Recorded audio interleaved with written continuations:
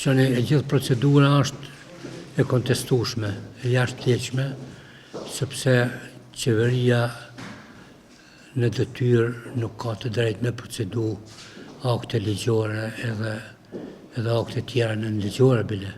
Siç e dini një udhëzim administrativ kushtetuesja ja ka anulu ministrit, që është një akt më i ulët se buxheti, se ligji për buxhetin.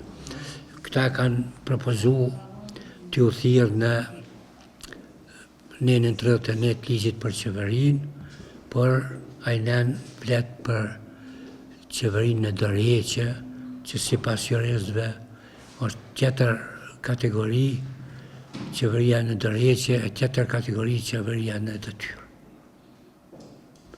Qeveria në detyrë ka për obligim vetëm me përcjell vendimet që janë marrë më herët edhe mbarvajtje të punëve, jo me marrë vendime të reja. Po këta e kanë uzurpu edhe ajo që është kontestuese kështu ashqare për një gjithve, të thonë njëjtit persona që po kryjnë funksione ekzekutive në qeveri, dalin tjetër në rënë karrikën, del me votu të njëjtin dokument vetë. Pjanis pe kryeministrit, ministrit financa e gjithë tjertë. Të thotë, është një diçka tepër qartë që është jo kushtetuese. Nuk kanë të drejtë dy funksione paralelisht mi kry. Vetëm në vendet moniste mundet më ndohë kjo, në Korenë e Jugut. Krejt ata vetë shkrujnë, vetë vullosin, që dojnë bojnë.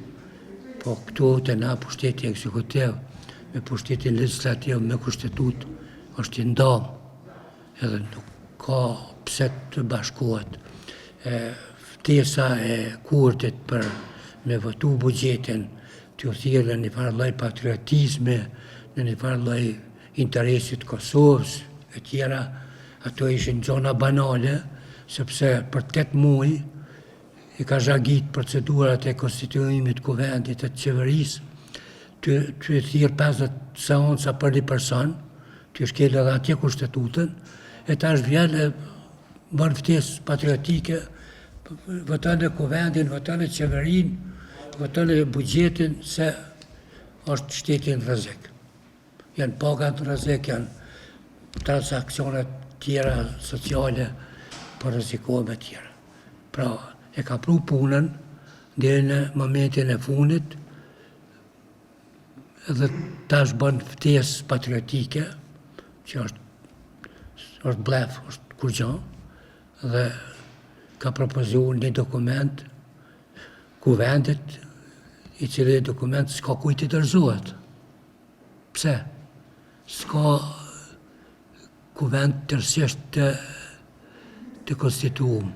Po them tërësisht, ty morë parasysh se nuk janë konstituu trupat tjerë të kuvendit, si që janë komisionet, ndërto komisioni për buxhet e financa.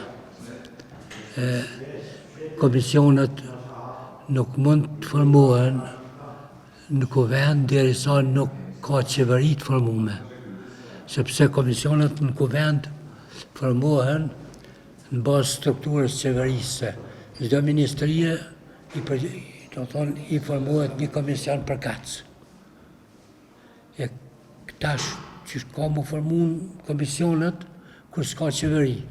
Qeveria ka dështu të zgjidhet në kuvend, si kanë pas votat për qeveri, kanë ra, edhe tash qeveria që ka ra në kuvend, të thonë nuk është zgjedh, o kthy prapë në mandatin e vjetër edhe po propozon ligje.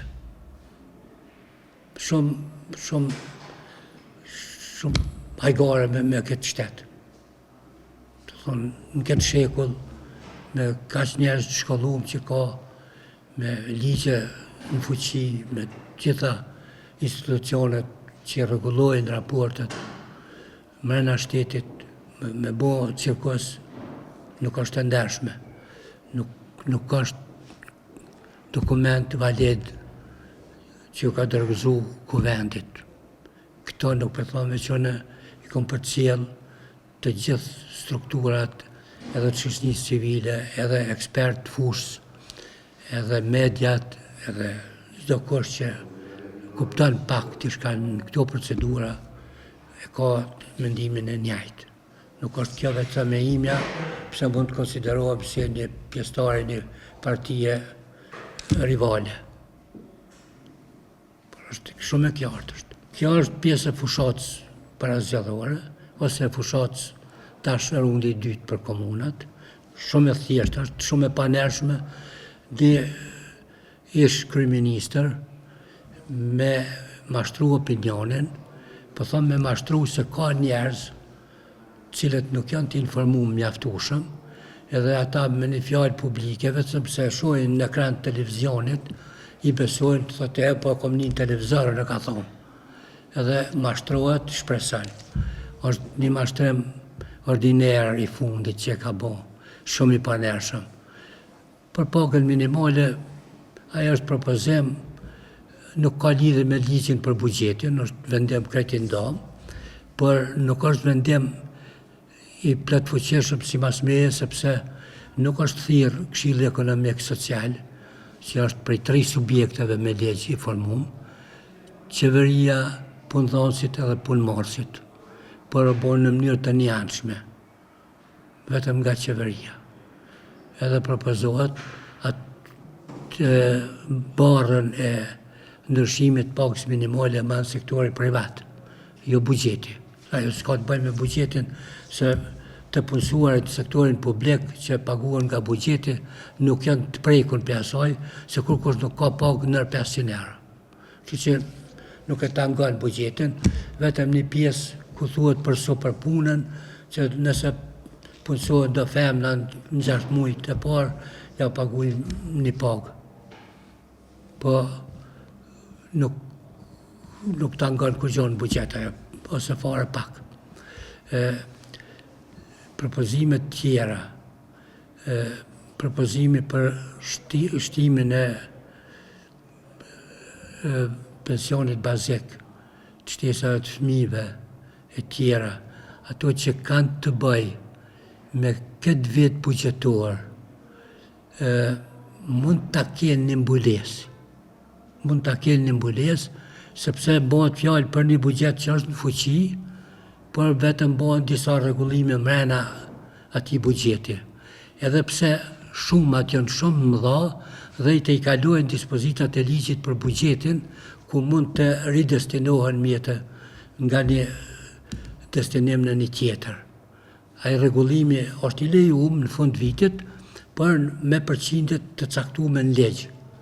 E këtu kemi të bëjmë me 50 milion për shtesat fëmijëve, 50 milion për pensione, janë shuma relativisht të mëdha dhe nuk e di, nuk kanë dhënë asnjë arsyetim nga cili burim, nuk e kam parë në arsyetim, jam mundu me gjetë, se kur propozohet në ndryshim, Ministri i Financave është i obliguar me gjetë burimin.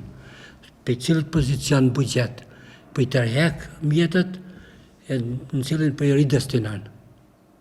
Nuk ka pas vetëm ka vendim që në 2 muajt e fundit të viti të shtohen shtesat e fëmijëve 50% edhe kategorive sociale edhe të pensioneve për 30 euro ose 25%. Po për cila burime nuk e kanë sqaruar. Dhe ajo e fundit që është paga e 13, është me tregu kryeministri që paga e 13 është përcaktuar në këtë farë draftin e buxhetit për vitin 2026 në nenin 32, e buxheti për vitin 2026 nuk përcakton pagë 13 në fund këtij viti, po përcakton pagë 13 në fund vitit 2026. O do është me sqaru, mos me lënë mjegull këto parazgjedhje, mos shpresu njerëzit, se po takoj me 100 njerëz që po shpresojnë që në fund këtij viti me 31 dhjetor kanë me marrë edhe pagën e 13. Nuk është e vërtetë. Absolutisht s'është e vërtetë. Le ta lexojnë kush duan në 32 të draft ligjit për buxhetin, aty shkruan sakt edhe nuk është krejt e garantuar, sepse thuhet nëse nuk të kalohen limitet e përcaktuara, nëse të konstatohen teprica në ato linja buxhetore, atëherë në fund vitit Ministria i grumbullon ato mjetet të pric, edhe mund të lejoj edhe pagën e 13, i siguron mjetet për pagën e 13. Po kjo ka të bëjë me funin e vitit 2026, vitit tjetër, tash një vit.